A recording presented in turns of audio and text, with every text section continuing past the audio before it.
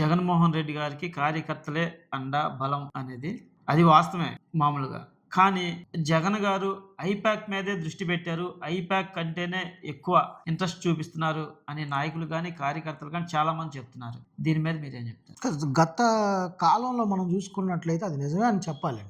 ఎందుకంటే ఐపాక్ కార్యకర్తలకి జగన్కి ఒక వారధిలాగా నిలబడిందా లేకపోతే ఒక వాల్ లాగా నిలబడిందా అనేది మాకు ప్రశ్నే. ఎందుకంటే కార్యకర్తల్ని దగ్గరికి చూసుకొని లేనటువంటి పరిస్థితులు, కార్యకర్తలను హత్తుకునేటటువంటి పరిస్థితులు అధికారంలో ఉన్నప్పుడు కొంత విస్మరించడం అనేది జరిగింది.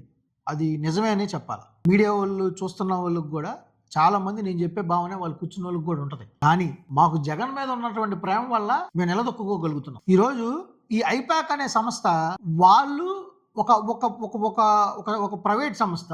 ఆ ప్రైవేట్ సంస్థ వాళ్ళు తీసుకొచ్చి చేసేది ఏముంటది? మా బోటల దగ్గరికి వచ్చి కలుస్తారు. మేము ఇచ్చిన ఇన్ఫర్మేషన్ కదా వాళ్ళు క్యారీ ఫార్వర్డ్ చేసేది. వాళ్ళకై వాళ్ళు గ్రౌండ్ రిపోర్ట్ ఏం తీసుకొస్తారు?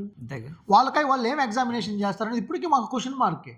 ఐపాక్ వల్ల మన మొటికి మనకి నేను నా పర్సనల్ ఒపీనియన్ అది. నేను ఎవరిని డిగ్రేడ్ చేయటం కాదు, పార్టీని విస్మరించడం అయితే కానే కాదు. జగన్మోహన్ రెడ్డి తీసుకుని ఏ నిర్ణయానికైనా కట్టుబడి దాన్ని క్యారీ ఫార్వర్డ్ చేయడానికి మేము ఉన్నా కానీ జరుగుతున్నటువంటి పరిస్థితుల్ని తెలపాల్సినటువంటి బాధ్యత మా మీద ఉంది. ఐపాక్ అనేది ఒక గోడలాగా ఉంది కానీ వారధలాగా అయితే లేదు. వాళ్ళు ఏం హిడెన్ సీక్రెట్స్ని తీసుకొచ్చి ఏం బయటపడి చేసేటటువంటి పరిస్థితులు లేవు. మాకంటే హిడెన్ సీక్రెట్స్ వాళ్ళకి ఏం తెలుస్తుంది? లోకల్లో ఎవరు ఏంటనేది వాళ్ళు బయోడేటాతో మేము చెప్పగలం. తరతరాల నుంచి రాజకీయాల్లో ఉన్నాం కాబట్టి ఐపాక్ అనేది ఒక గోడలాగే ఉంది కానీ వారధిలాగా ఉందని మేము అనుకోము.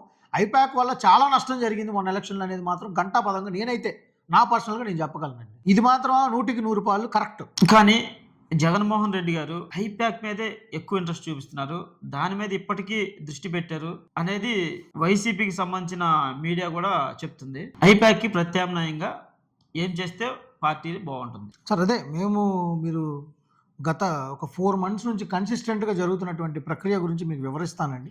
మా పార్టీలో తీసుకున్నటువంటి నిర్ణయాలు కూడా చాలామందికి ఇంటర్నల్గా తీసుకున్నటువంటి నిర్ణయాలు పబ్లిక్గా తెలియలేకపోవచ్చు.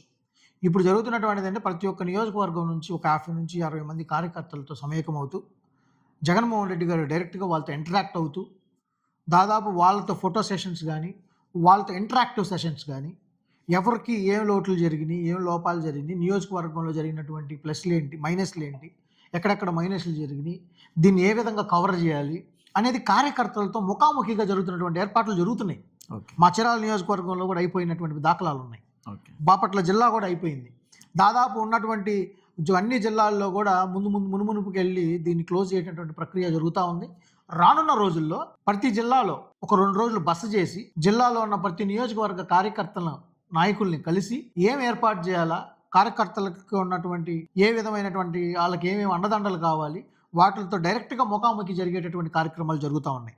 ఈరోజు కార్యకర్త పార్టీకి దూరం అయ్యారు అని జగన్మోహన్ రెడ్డి గారు విశ్వసించారు కాబట్టి ఈ 2 కార్యక్రమాలు చేపట్టడం జరిగింది. ఒక కార్యక్రమం వస్తూ ఉంది.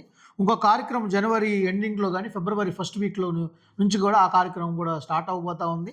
నాకు నిన్న తెలిసిన ఇన్ఫర్మేషన్ ఏంటంటే ఫస్ట్ మన రాయలసీమ నుంచి స్టార్ట్ చేయబోతున్నారు అనేది వార్తలు కూడా వచ్చినాయి. కాబట్టి రానున్న రోజుల్లో ప్రతి జిల్లాలో 2-3 రోజులు బస చేసి జగన్మోహన్ రెడ్డి గారు ప్రతి నియోజకవర్గ కార్యకర్తలను ప్రత్యేకంగా కలిసి వాళ్ళ యొక్క సమస్యలు తెలుసుకొని రానున్న రోజుల్లో కార్యకర్తలకు అండగా నిలబడాలి అని దృఢంగా జగన్మోహన్ రెడ్డి గారు పాటిస్తున్నారు. దానికి ముందుకెళ్ళేటటువంటి చర్యలు కూడా తీసుకుంటున్నారు. దీన్ని బట్టి అర్థం ఏంటి? కార్యకర్తలు పార్టీకి దూరం అయ్యారని ఆయన నమ్మారు కదా.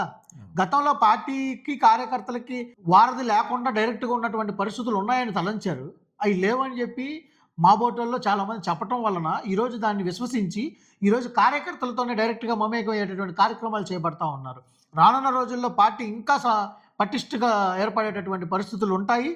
దీని ప్రకారంగానే జగన్మోహన్ రెడ్డి గారు నడుచుకుంటున్నారు. ఆయన యొక్క మాటల్లోనే దాని ప్రకారంగా మేము కూడా నడుచుకోవడానికి సిద్ధంగా ఉన్నాం. ఓకే మేరీబాబు గారు, మీ పార్టీ బలంగా ఉండాలని రానున్న రోజుల్లో మీ పార్టీని జగన్మోహన్ రెడ్డి గారు బలోపేతం చేసి కార్యకర్తలకు అండగా నిలవాలని మేము కూడా కోరుకుంటున్నాం. మీ సమయాన్ని వెచ్చించి మా స్టూడియోకి వచ్చినందుకు ధన్యవాదాలు. థ్యాంక్ యూ అన్న. మరిన్ని విశ్లేషణల కోసం చూస్తూ ఉండండి చీరాల లోకల్ ఛానల్. నా చీరాల మన చీరాల.